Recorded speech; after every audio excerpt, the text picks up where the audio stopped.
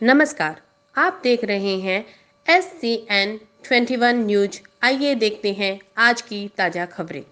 नागौर राजकीय बालिका उच्च माध्यमिक विद्यालय गिनानी नागौर आज विद्यालय में एक व्यक्ति एक पौधा अभियान का शुभारंभ किया गया, जिसमें मुख्य अतिथि पद्मश्री से सम्मानित श्री हिम्मताराम जी भांबू पर्यावरण प्रेमी के कर कमलों द्वारा अभियान को प्रारंभ किया गया, जिसमें 500 बालिकाओं को 500 पौधे वितरित किए गए एवं प्रत्येक बालिका को पौधे से पेड़ विकसित होने तक रखवाली करने हेतु प्रेरित किया गया। राजस्थान राज्य भारत स्काउट गाइड द्वारा संचालित कौशल विकास शिविर के प्रमाण पत्र मुख्य अतिथि के कर कमलों द्वारा वितरण किया गया। इस अवसर पर संबोधित करते हुए श्री हिम्मताराम भांबू द्वारा बालिकाओं को बताया गया कि प्रत्येक व्यक्ति जन्म से 70 वर्ष की आयु तक 8 करोड़ रुपए की प्राणवायु ग्रहण करते हैं, अतः सभी को अपने जन्मदिन के अवसर पर प्रतिवर्ष एक पेड़ आवश्यक रूप से लगाना चाहिए। समस्त बालिकाओं को कोई न कोई कौशल जरूर सीखना चाहिए, जिससे वो अपने जीवन काल में अपना एवं अपने परिवार का भरण पोषण करने में समर्थ एवं सक्षम रह सके। पर्यावरण संरक्षण जलवायु परिवर्तन के कारण आज पूरा विश्व चिंतित है। हम सभी को प्रत्येक व्यक्ति प्रतिवर्ष एक पौधा लगाकर बड़ा करे। धरती पर ऑक्सीजन ही नहीं बचेगी तो मानव व प्राणी मात्र कैसे बचेगा। आज जल,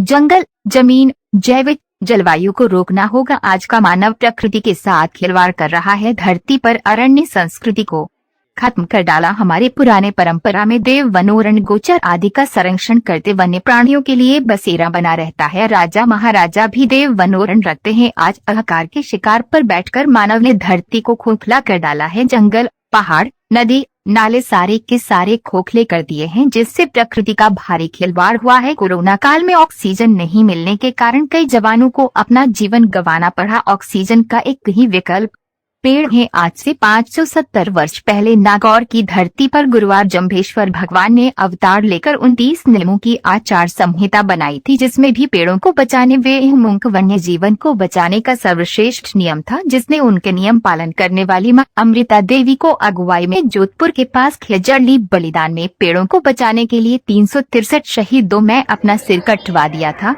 आज पूरा विश्व पर्यावरण को बचाने के लिए चिंतित है। एक व्यक्ति एक पौधा अभियान की शुरुआत आज गिनानी विद्यालय नागौर में इंदिरा विश्नोई ने बताया। इस अभियान के तहत नागौर को हरा भरा बनाया जाएगा। इस अवसर पर शिविर संचालिका इंदिरा विश्नोई ने एक व्यक्ति एक पौधा अभियान पर प्रकाश डालते हुए बताया कि प्रति व्यक्ति प्रतिवर्ष किसी भी शुभ अवसर पर कम से कम एक पौधा आवश्यक रूप से लगाकर उसकी समुचित रखवाली का प्रबंधन करना चाहिए। इस अवसर पर किशोर चंदुम्बानी ने भी पर्यावरण पर अपने विचार व्यक्त किए और बच्चों को अधिक से अधिक पौधे लगाने की सलाह दी। इस अवसर पर सुरेश जाखड़, अब्दुल रहमान नरपत पोटलिया आदि ने भी अपना विचार व्यक्त। एक पेड़ हिम्मताराम जी, पद्मश्री सम्मानित हिम्मताराम जी भांबू साहब के हाथों से भांबू साहब ने अपने जीवन में 5 लाख पौधे लगा दिए, जो अरबों रुपए की ऑक्सीजन अपन को मुफ्त में दे रहे हैं। मैं जब कॉलेज में पढ़ती थी तब भी ये इसी रूप में आते थे, अपनी जीप पूरी पौधों से भरी हुई, जब मैं इनका नाम नहीं जानती थी। पर ये कंटिन्यू, ये बात है 95 की, मतलब आज से करीब 25 साल पहले हम भी तुम्हारी तरह बच्चे थे, तब भी ये इसी रूप में, और यही आज देखो सेम रूप है इनका, कोई चेंजेस नहीं आया। अपन बड़े हो गए, बूढ़े हो रहे हैं, पर ये पेड़ पौधों के साथ अपना जीवन जीते हैं तो इतने स्वस्थ और मस्त। और इन्होंने ये जीवन अपनी दादी माँ के हाथों से, जैसे अपन बर्थडे होता है केक काट के सेलिब्रेट करते हैं, ये नहीं करना है। दादी के हाथों गांव में एक पीपल का पेड़ लगाया और इनकी दादी ने इनको ये शिक्षा दी कि हिम्मताराम, ये बहुत ही बढ़िया पुण्य का काम है और हमेशा ये करना। और ये उस वक्त बच्चे थे, उनको ये चीज़ बहुत अच्छे से समझ में आई कि हाँ, और इन्होंने अपनी दादी से जो संकल्प किया था उसका पूरा भी किया।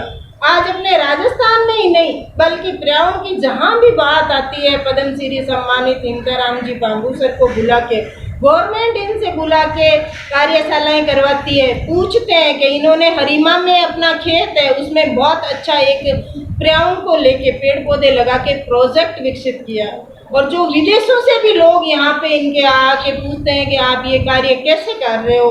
और इन्होंने कभी ये नहीं सोचा कि भाई इसमें क्या खर्च लगेगा, मेरी गाड़ी का तेल जल रहा है, ये आर्थिक रूप से इन्होंने कुछ नहीं सोचा। इन्होंने एक ही संकल्प लिया के पेड़ पौधे लगाने हैं और इस धरती को बचाना है। आज गवर्नमेंट भी सोचती है इको को लेके, प्रत्येक स्कूल में इको क्लब के द्वारा पेमेंट जारी होता है कि पेड़ पौधे लगाओ, पर्यावरण को बचाओ, जबकि ये इतने टाइम से इसको कार्य को करते करते आज अपने भारत में पूरे भारत का नाम रोशन किया है। मैं कोटि कोटि धन्यवाद देना चाहती हूँ। स्थिति थी कि सिलाई है और है, छोटे मोटे जितने भी काम हैं घरेलू, वो अगर आदमी सीख जाए, हमारी बच्चियां सीख जाए तो किसी के भरोसे नहीं रहेगी।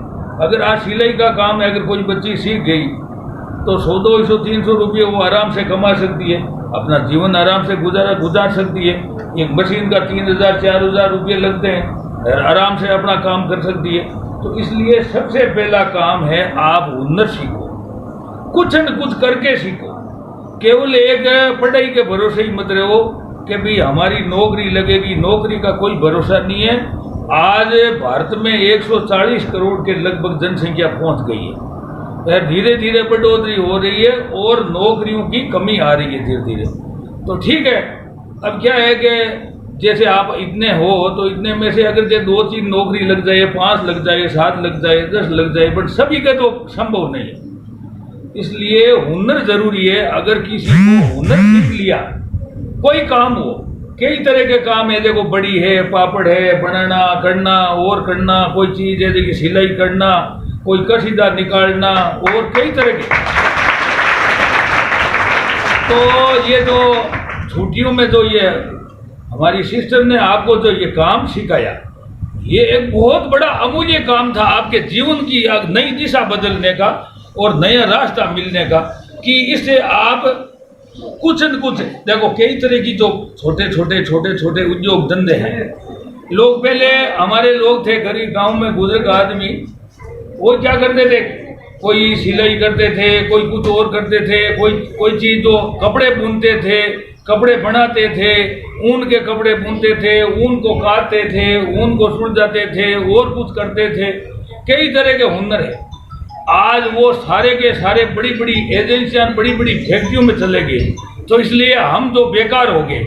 इसलिए हमें आज एक चीज है, एक टेलर मास्टर है, हम जब कपड़ा सिलवाने के लिए जाते हैं तो आज 250 रुपये एक कमीज की सिलाई लेते हैं, और वो भी 7 दिन बाद में दूंगा।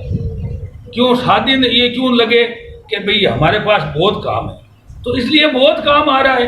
आपके जो लड़कियों के ये पहनने के लिए जितने भी कपड़े हैं, इसके लिए बहुत काम है। बिल्कुल ही आप अगर सिलोगे, 5-10 घरों का सिलोगे तो कितनी मतलब मजदूरी मिलेगी, कितने पैसे मिलेगी। हर आदमी को कमा करके खाने के लिए बहुत तरीका सीखना जरूरी है। खाने के बगैर कुछ दिन जी सकता है, पानी के बगैर कुछ समय जी सकता है, परंतु प्राण वायु ऑक्सीजन के बिना 5 मिनट ही बच नहीं सकता। तो आपको बताऊं कि जन्म लेकर के वैज्ञानिकों की खोज के अनुसार एक बच्चा 70 साल तक 8 करोड़ रुपए की ऑक्सीजन ले लेता है। ये खोज है।